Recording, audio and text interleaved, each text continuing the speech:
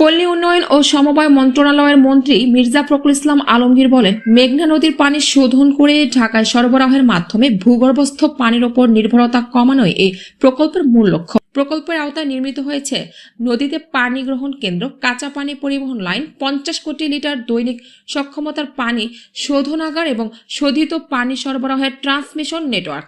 বাস্তবায়িত এই প্রকল্পের ব্যয় ধরা হয়েছে 10,000 কোটি টাকা। বিস্তারিত থাকছে সাইদুর রহমানের প্রতিবেদনে।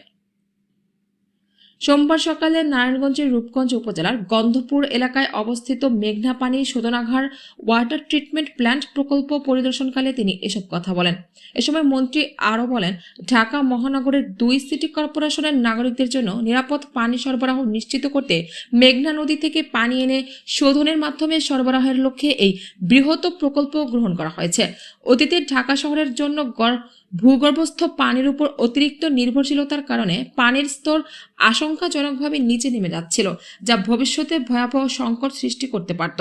এ সময় মন্ত্রী প্রকল্পের অবশিষ্ট কাজ দ্রুত সম্পন্ন করার জন্য ঢাকা ওয়াসার সংশ্লিষ্ট কর্মকর্তাদের প্রয়োজনীয় নির্দেশনা দেন। We are presently bringing 50 crore liters. Seismic things. That means there is some measure which has been implementing along of the pipeline and everything. Declare some few of the things in terms of seismic. Treatment করে ঢাকা মহানগরের নাগরিকদের পানি সরবরাহ করার ওয়াসা এই project গ্রহণ করেছে এবং এই প্রজেক্টের আপনার প্রায় 50 কোটি লিটার ডেইলি পানি সরবরাহ করা হবে ঢাকা মহানগরে। প্রায় 10,000 কোটি টাকা ব্যয় এই প্রজেক্ট নেওয়া হয়েছিল এবং এটা প্রায় শেষের দিকে 97% প্রায় আপনার শেষ হয়ে এসছে।